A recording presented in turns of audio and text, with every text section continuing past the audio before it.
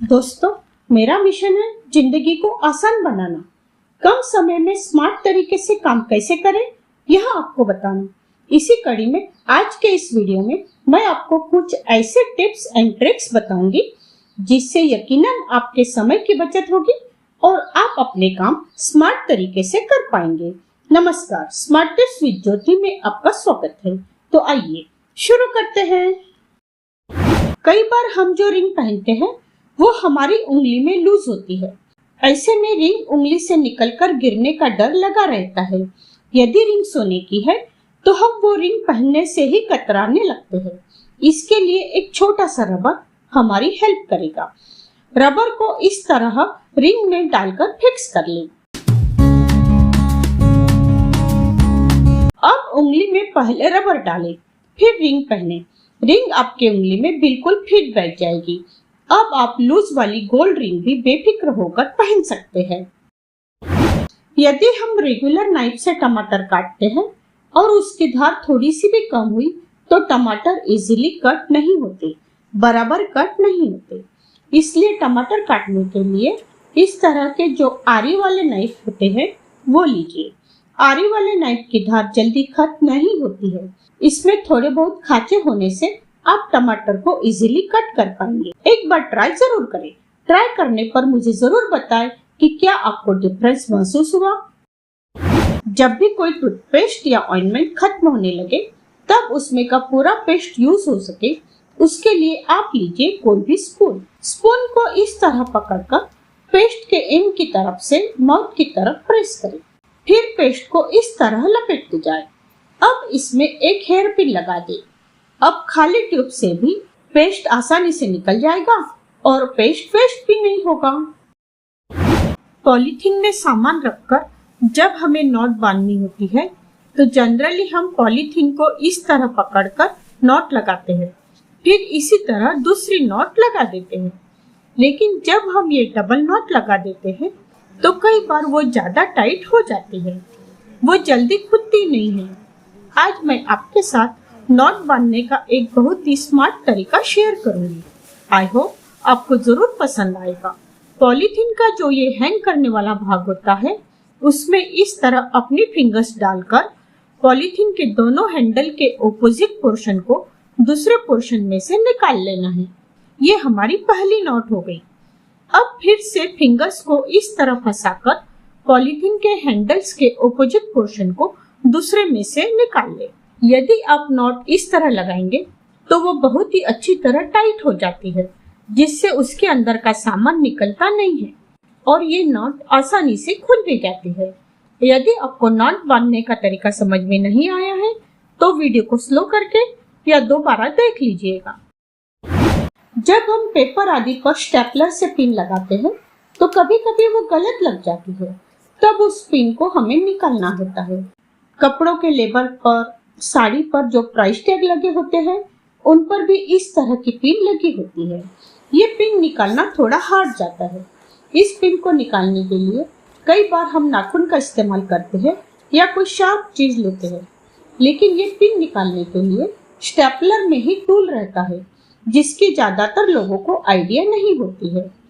Stapler के back side में ये जो पोर्शन निकला हुआ रहता है वो पिन को निकालने के लिए ही लगा हुआ होता है। बस इस पोर्शन को पिन में फंसा दे और ऊपर की तरफ खींच लीजिए। बहुत ही आसानी से पिन निकल जाएगी। पिन निकालने की ये आइडिया क्या आपको पता थी? यदि हाँ तो कमेंट करके जरूर बताएं। आजकल डिजाइनर ब्लाउज में इस तरह की डोरी लगी होती है जिसकी सहायता से हम सोल्जर का पोर्शन टाइट या लूज करते हैं। कई बार ब्लाउज पहनने के बाद यदि हमें यह नॉट टाइट या लूज करनी है तो किसी अदर पर्सन की हेल्प लेनी पड़ती है।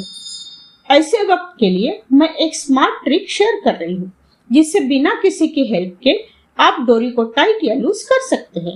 इसके लिए पहले दोनों डोरी को इस तरह रखें। अब लेफ्ट साइड की डोरी लेफ्ट साइड के सर्कल से निकाल लें और राइट साइड की डोरी राइट साइड के ही सर्कल से निकाल लीजिए। इसके बाद लेफ्ट साइड की डोरी राइट साइड के सर्कल से निकाल ले और राइट साइड की डोरी लेफ्ट साइड के सर्कल से निकाल ले। इससे आपके ब्लाउज में एक तरह की नॉट तैयार हो जाएगी। अब जब आप इस नॉट को खींचेंगे तो सोल्जर का पोर्शन टाइट हो जाएगा और जब आप नॉट को लूज करोगे तो सोल्जर का पोर्शन भी लूज हो जाएगा। ये नॉट आप हमेशा के लिए बांधकर रख सकते हैं। सिर्फ एक बात का ध्यान रखें कि स्टार्टिंग में ही नॉट को एकदम टाइट न रखें, क्योंकि नॉट यदि पहले से ही टाइट रही तो उसे लूज करने में दिक्कत आएगी। इस तरह आप बिना किसी अदर पर्सन की हेल्प के ब्लाउज को लूज या टाइट कर सकते हैं। नेपकिन को अच्छे से ऑर्गेनाइज करने के लिए नेपकिन का एक कॉर्नर उठाकर इस तरह फोल्ड करें। यहाँ से एक फोल्ड और करें। नेपकिन को पलट दीजिए। पलटने के बाद नेपकिन को नीचे से रोल करें। दोस्तों, यदि आपने अभी तक मेरे चैनल को सब्सक्राइब नहीं किया है तो प्लीज चैनल को सब्सक्राइब जरूर करें। अब ये जो कॉर्नर है उसे अंदर फिक्स कर ले। अब ये नेपकिन बहुत ही अच्छे से फोल्ड हो गया है। देखिए, इस तरह पटकने से भी इसकी फोल्ड नहीं खुल रही है।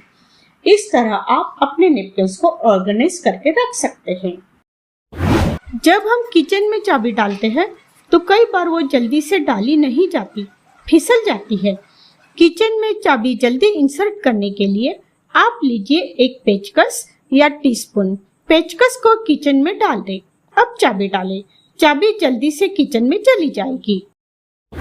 जब हम कुछ सिलने के लिए सुई हाथ में लेते हैं तो कभी कभी सुई फिसल कर नीचे गिर जाती है। यदि सुई में पहले से धागा डला हुआ है तो वो आसानी से मिल जाती है, लेकिन यदि सुई में पहले से धागा डला हुआ नहीं है तो उसे ढूंढने में दिक्कत होती है।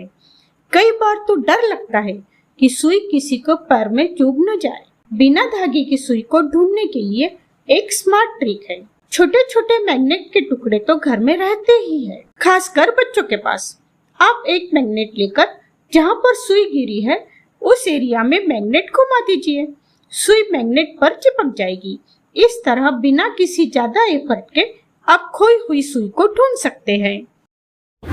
क्लिंग रैप का यूज करने के लिए जब हम उसका एंड ढूंढते हैं तो वो हमें जल्दी नहीं मिलता है। उसे ढूंढने में टाइम वेस्ट होता है।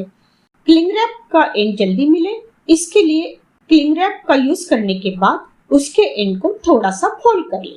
ऐसा करने से नेक्स्ट टाइम आपको क्लिंग रैप का एंड ढूंढना ही नहीं पड़ेगा।